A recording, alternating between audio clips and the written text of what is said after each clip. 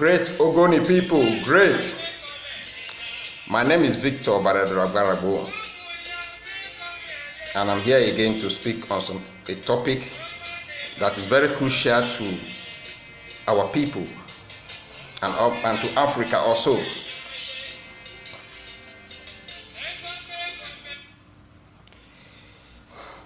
Today I want to speak on China's foreign policy and the danger associated with their loan.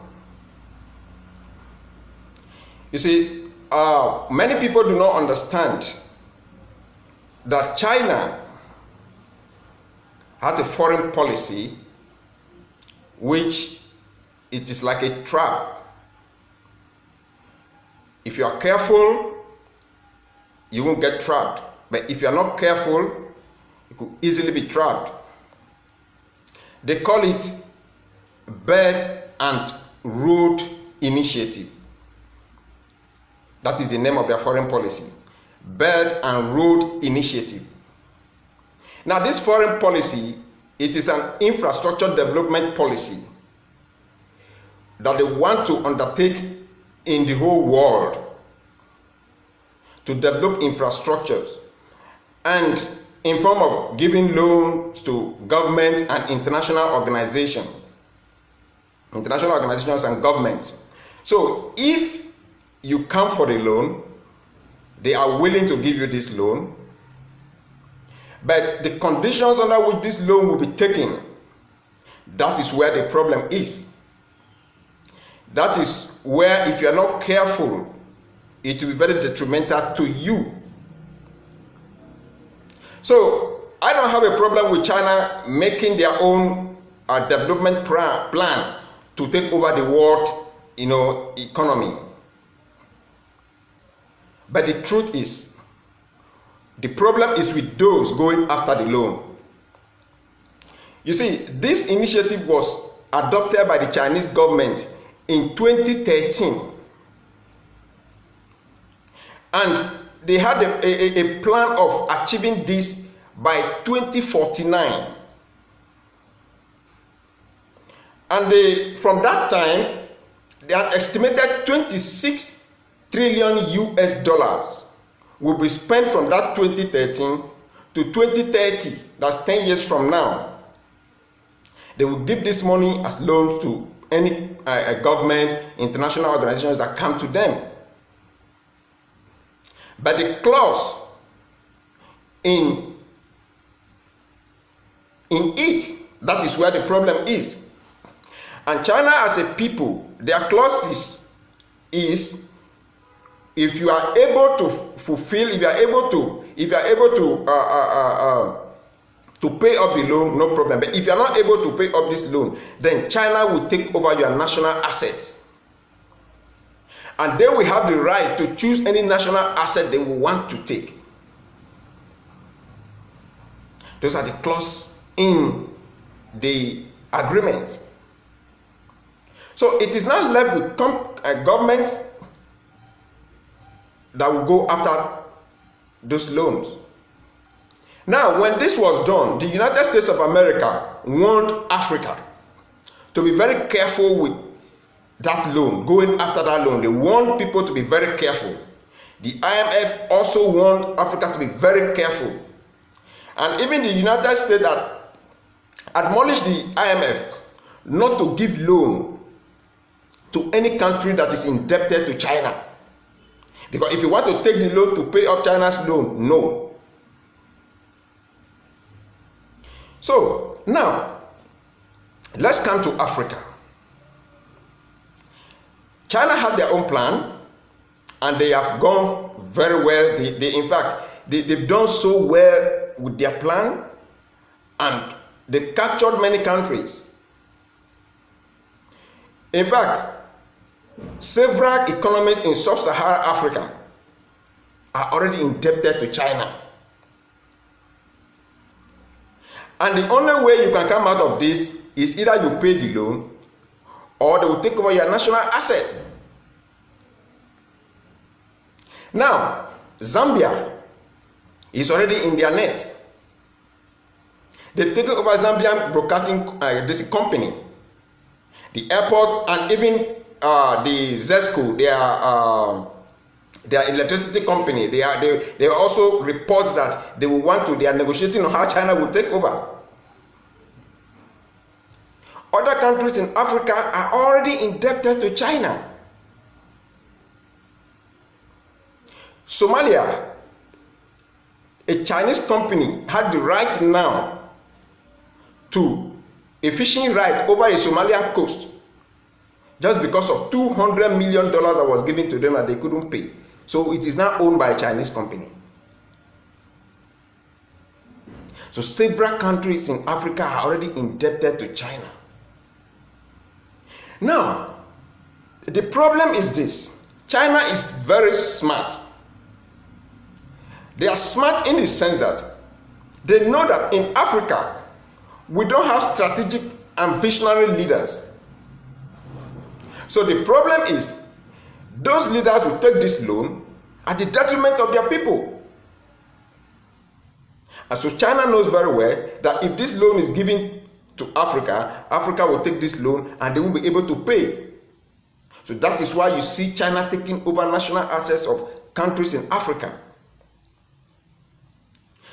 Now, if you look at Nigeria is also in the mess, and that is where finally I am going to. But the problem is, what economic plan do you have for your country that when you go after such loan, you'll be able to strategize and ensure that the loan is used judiciously so that accruers and output will be able to pay up the loan, and while your country will also benefit. But you discover that there is nothing on ground. Now another thing is, how will you go for a loan that the clause in the agreement is that they will take over your national asset when you cannot completely tell tomorrow? So that is why you've been hearing in the news, China is taking over this, China is taking over that. And mind you, China is interested in the resources in Africa. So China can wake up and decide to take over any natural resources you have when you are indebted to them. They need oil, they need copper and other minerals in Africa. And copper is very, very useful to them because it helps them in machinery, railways, in transportation, and every sector of life. Copper is used. So you understand that China have their own economic program. So I don't have them to blame for setting up their own economic problem. But I have those who will go after this loan without thinking twice. I have them to blame. So you understand that this economic plan is for China to economically dominate the world by 2049. China wants to dominate the entire world economically. And that is why they set up this plan. It's a global plan. So the problem now is, let's come down to Nigeria. You see, Nigeria as a country, they are already indebted to China. And they want to go more. They want to take more of these loans. So how will you pay up? You see, in the news a few weeks ago, a few days ago, where the Minister of Transport was being interviewed, and he was saying there was nothing wrong in going after this loan, but in the first place they never knew. They are just being aware of those clauses in the agreement, but there's nothing wrong in going after the loan from China because they will use it for infrastructure development, especially in the railway where he is championing. But now take a typical look at Nigeria. Is there any plan, any economic plan to develop Nigeria? that you can sit down and look at it in the next 5 years, in the next 10 years, this is what Nigeria will be. There's nothing of such. Everybody from the president down, they know that the country is going nowhere. So every loan that they are going after is just to help themselves, that they will give peanuts in terms of development to the people. But major part of the loan is going into their pockets. Look at the country that has been taken. You are already indebted.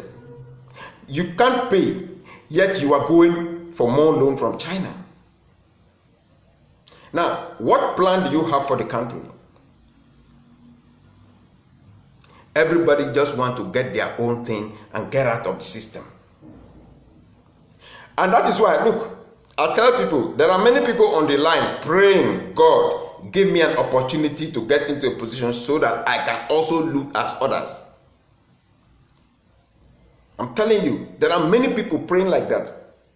So those who are already looting, they know that there are people that those that will come after them will also loot. That is the type of country that people are hopeful about. That is the kind of country that people think is going to survive. You see, a country like China is able to project and look at what they want in the next 30, 40 years. And that is why this economic plan is being spread they are in over 70 countries now. So why are you taking this loan when you know that this loan you cannot pay up this loan? If you can't pay, why are you going after the loan? Because several countries are already crying. They are already in the pocket of China. You see, China's plan is to ensure that they are going to clip you economically. They will clip you. You will be under their wings. The entire Africa will be under their wings. Because they know, they've sat down and they know that our leaders, they like vanity. They are corrupt. So they know they will come after this loan. So that is why China is putting that clause that you must give up your national asset. They will have the right to choose what they want. They will have the right to choose what they want. And when you're living in that type of country, you are hopeful, hoping, praying that something good should come out of it. But unfortunately, your leaders are busy dribbling and manipulating how to get something out of it and abandon you. So what I'm saying is, it will be very difficult for any African country to come out of this debt they are indebted to China. It will be very difficult. Because there is no plan, there's no economic plan of how we will come out of it. No. So why do you go after it? So as a people, you don't sit down and watch your leaders bringing you into the pit and you keep your mouth shut. You must speak out. You must challenge them. You must tell them no. You must stop it.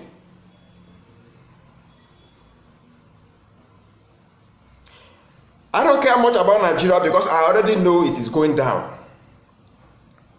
My concern is the Ogoni people and other indigenous minority or indigenous people in Nigeria that also want to be saved, that also want to be free.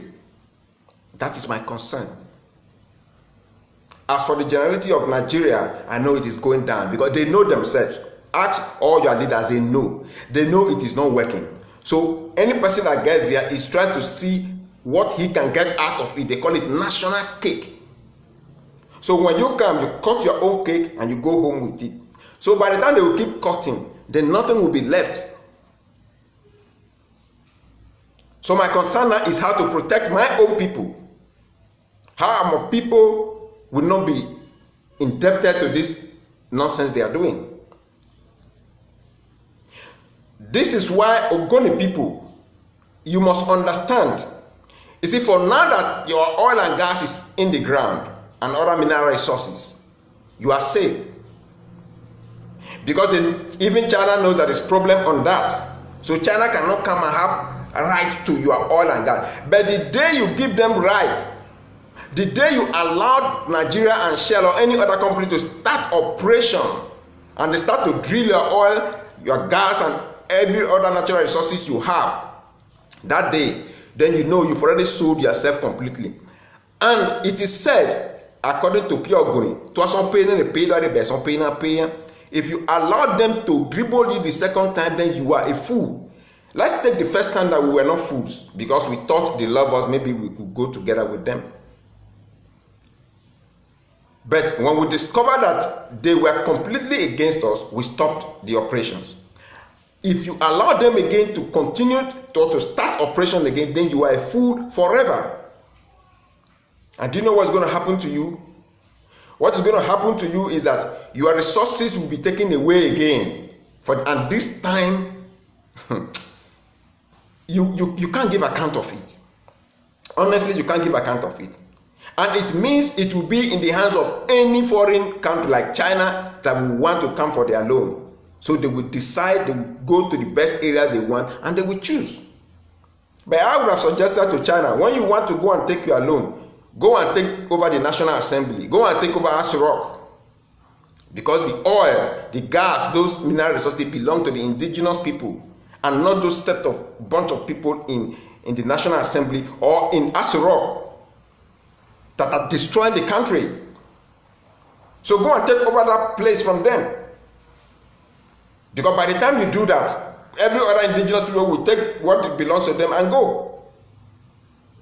So I am talking to Ogoni people. Do not, under any circumstances, do not agree that this oil and gas should be taken until what is stipulated in the Ogoni Bill of Rights is implemented. When what is in the Ogoni Bill of Rights is implemented, we are rest assured that we are safe. We are protected. Ogoni people can smile home. But if you don't do that, China will smile home with your resources. Because those who don't even have it, they are negotiating how they will sell it. That is why a people or a government will be going after loan that they know they cannot pay. And they will be signing that you are free to come and take over our national asset. Look, how many loans have Nigeria been able to pay? How many? If not that some IMF, they will strike it out, they will negotiate, they will strike it out, they will be helping striking it out. How many have they succeeded in paying, repaying of loan? How many have they done? And you are indebted more, you are not creating any job, you are not creating any economic boom, you are not creating anything. So how will you pay the loans? When you rely on only the natural resources that is coming up, how will you pay the loan? You can't pay. So definitely China is going to come to take over what you have. And you can't choose for them what they will take. They will choose what they want to take. So that is the kind of negotiation your leaders are going. You see, it is not that this wasn't known. But people have been talking about it. But when they talk, you won't believe. Because many people, they are like Thomas until they see. But I thank God that it came out of the mouth of your minister so that you can understand how far they are going and where you are going. Now, this brings me to the billionaires we have in Nigeria. We have billionaires in Nigeria. Why can't your billionaires loan the government this money? Why can't they come together and put their money into what the government wants to do? It's a big question. Why? Do you know why? Many of these billionaires are part of the system. They are also corrupt and they are the one destroying the system. So they are not going to put in their money into what they know is not going to succeed. So they rather deal with their private business or businesses than dealing with the federal government, having to help the federal government, having to give loan. They know any loan given to the federal government, they cannot pay. They will embezzle it. Because of corruption, and they are part of the corruption. So they won't give out this loan to the federal government. But let me tell you something. In the late 19th century and the early 20th century, there was a man called J.P. Morgan in America. He was a banker. He saved America twice from bankruptcy. Only him saved the whole nation from bankruptcy. Go and do research, and you see how he saved America. One man single-handedly saved America out of bankruptcy and recession twice. So why can't our billionaires save the country? Why can't they all come together and loan to the federal government? Because they are part of the government. They are taking everything. So you hear them billionaire. Let me tell you, most of those investments you see, they say this one is a billionaire, this one has this. All these ex-president, ex-senators, they have shares in it. So they loot it and bring it in. And you'll be hearing this one is this one is that, this one is that. So at the end of the day, they won't bring out anything called loan to the government because they know it won't succeed. So, my people, that is the type of country you are in. They are selling you. We've been saying for long that they are selling you. They are selling you. You think it was a joke, but you've heard from the mouth of your minister that they should allow him to take more loan. They have to sign more loan they want to take. And why right now they are already indebted to the tune of $3 billion to China. Who will pay that? And you want to take more? That is the type of concentration camp you are in. They are drilling you, they are making you, they are taking everything from you, and you'll be left as a chaff. You will just be a byproduct of everything. They will take everything from you. They don't have you at heart. They don't. So Ogoni people, be careful. Every other people in Nigeria, be careful, because they are coming after your resources. That is what they are coming after. Because the loan they are taking, they can't pay. So be careful. I just want to say this. Be careful. Ogoni people, be very, very careful. For now, you are at advantage because the oil and gas is there. But the moment they start taking, you've already sold yourself to China. Because the loans they are taking from China, they can't pay. They cannot pay. So ask your billionaires, why can't they help the government? Ask them. That is the question you should ask your billionaires. Because you will discover that they cannot do, they won't pay. They know the government won't pay. So they won't do anything.